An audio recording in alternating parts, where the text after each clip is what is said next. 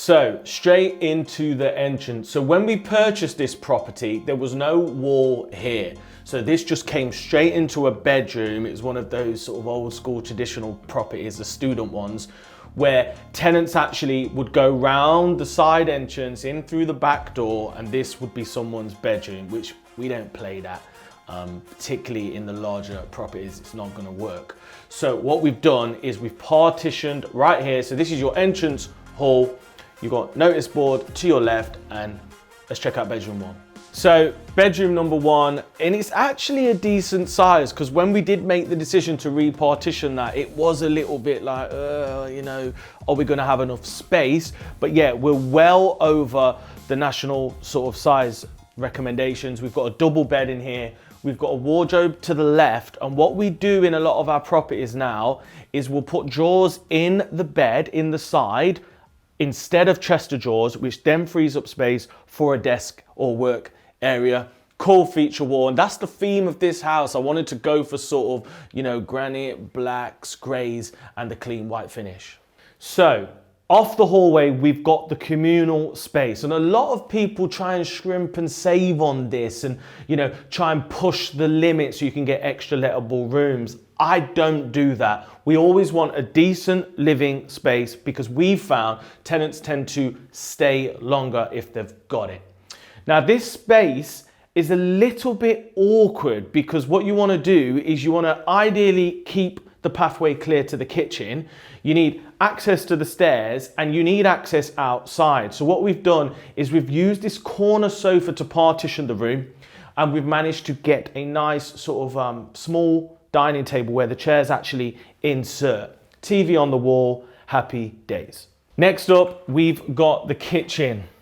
Now, this was an interesting one. Firstly, because when we purchased this property, it actually had a brand new kitchen in, okay? So we tried to keep as much as we could. So what we've done was we found out that these were from Howdens, and we managed to source them. They still do them. So we've just basically added to the existing cabinets, the wall cabinets and the floor ones, but we changed the work surface, and we've added some new touches to give it that extra edge, and we've created a utility room, which I'll show you in a minute.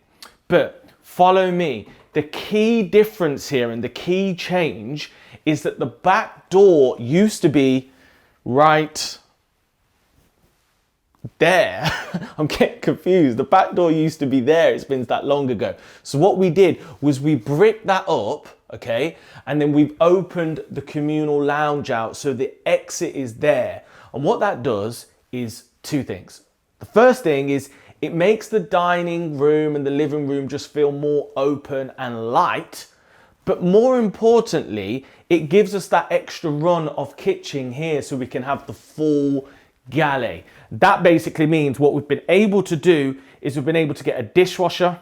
We've been able to get an additional freezer space, because this is a licensed HMO and wanted to make sure they had tons of space.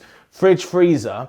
And then if you follow me, we've then managed to create a full utility room as well. So you've got washer, dryer, microwave, additional cupboard space. And over there actually used to be a window. So we blocked it out.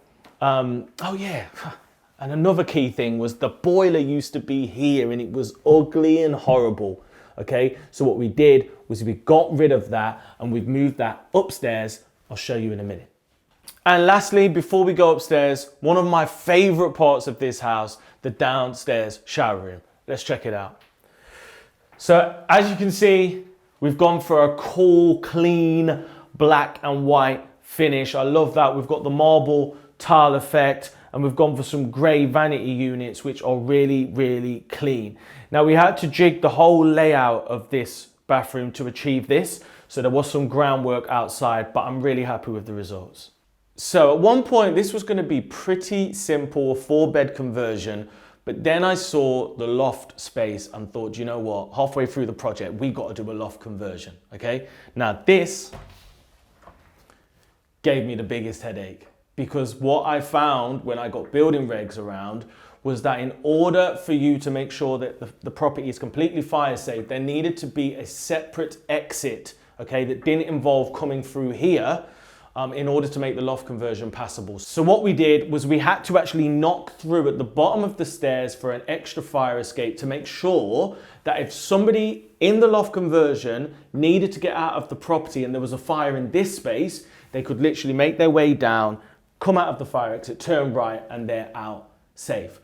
The issue was I didn't find this out until late in the day when we'd painted and things were ready, and I was pretty much thinking we were done. And then there was this slight extra detail that, you know, we wasn't informed about. But we want to make sure that we're all safe. It's all done now. I'm really, really happy with it. It's been approved by building regs, approved by the HMO license, and we've got tenants moving in. So all's well that ends well. So as we head upstairs, you'll probably see we've got a two-tone carpet. So all the halls and the stairs, we've gone for a dark carpet. And then in the bedrooms, we've gone for a light two-tone. We've kept it really clean in the hallways. So yeah, you've got your fire emergency lighting, but you'll notice we've also done a grey feature wall. With us being the end terrace, you'll notice that there is a window outside, which is cool because it brings more light. So let's start in here. Tenants moving in tomorrow, so you'll notice the bed's not made up. We've just got a mattress topper for them to move in. But we've got a desk in here, wardrobe, chest of drawers as well, bedside table, and then we went for a dark sort of black blind in keeping with the feel of this house. So bedroom number 3 of 5, just to remind you, it's a 5-bed, fully licensed HMO. This one is one of the biggest rooms, and we managed to actually put an ensuite in here. And this is something that we've wanted to do for a while, but we've never done. But in terrace properties, often over the stairs, you'll have a storage cupboard. So what we've actually done is we've used the storage cupboard as the shower enclosure, just to maximize space. So really, really happy with this. Cool feature wall, modern shower room. So whoever gets this room is going to be absolutely nice. Bedroom number 4 at the front of the house was interesting because this used to be even bigger than it is now. But what we've done is we nicked part of this room to form the loft conversion, which I'll show you in a minute. But we've still got a massive room, and I love the feature wall in this room. We've gone for a 3-way. I've been trying to do this for a little while, and just to try and do something a bit different. And if you look to the left, just to maximize space, because there was no room for a bedside table, we've actually done a bedside in the wall with a power supply, which is absolutely ideal. So I'm going to take you to see the loft conversion in a second, but before I do, I want you to see how we formed it. So this wall here used to be the start of the bedroom I just showed you, and all this formed part of that. And what we've done is we moved the wall right here, which means that we then can have a stairway up to the loft. Boom. So here we have it, my first ever loft conversion. Super excited, super gassed for this. Just seeing the size of it, it was just such a huge opportunity. And I'll be honest with you, we've spent a lot doing this. I estimate this loft conversion has probably doubled the total refurb expense than we would have done just downstairs. But look what we've got. So first things first, we've got a communal bathroom behind me. Then in the eaves, we've managed to actually get a boiler room for the unvented cylinder because we've got 4 bathrooms in here. And then over there, we've got another bedroom, bedroom 5, which is also an ensuite. Let's go check it out. So bedroom number 5, this is the extra juice that we've got through converting the loft. And this room is actually getting the highest rent in the whole property because it's got its own domain, okay? £585 a month we're getting for this room, which is amazing for the area. So as you can see, ensuite right in there, shower room, black finish, looking really, really clean. And then we've got a desk area behind me. You've got a double bed with a nice little sun feature wall, wardrobe, chest of drawers, and we're good to go.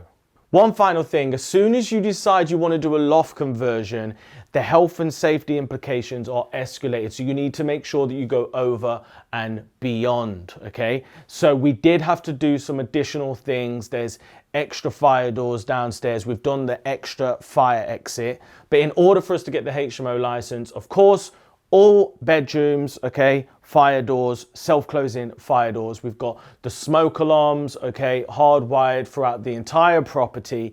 And then they actually asked us to add a couple of additional fire doors around that communal space just to make sure we're fully compliant.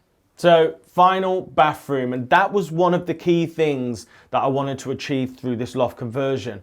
I didn't just want one bedroom. I ideally wanted an ensuite bedroom as something else. So we've got this extra communal bathroom, which means it's 4 for the 5 rooms. And then in the eaves, as I said, we've got an unvented cylinder, which by the way, is absolutely huge, okay? And we've got the combi boiler. So what that means is all the showers in the whole house can run off mains. This one could have as well, but we chose to do one as electric, which means if for some reason we've got some issues with the boiler, there's still an electric communal shower to serve the rest of the house.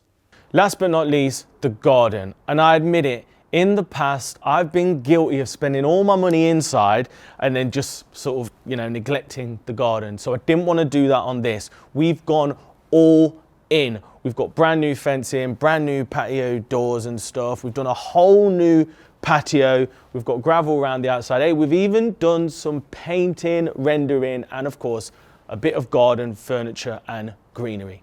So, hope you've enjoyed this tour video. Want more stuff like this? Make sure you subscribe, and of course, comment below and let me know. I know why you're still here. It wouldn't be right without me sharing the figures for you. So, as I said, it's let from tomorrow. 5 tenants paying £585 per month, which it's about £3,000 gross revenue. The mortgage is only £250 at the moment because we've not refinanced, which takes us from £3,000 to £2,750, and then no council tax because of students. If we do £350 for the rest of the bills, that means £2,400 net cash flow per month added. That's like a wage. That's like a wage, and one property, one deal. And I can't wait to refinance, pull my money out and go again and again and again. If you found it useful, hit the subscribe button, comment below, and I'll see you in the next video.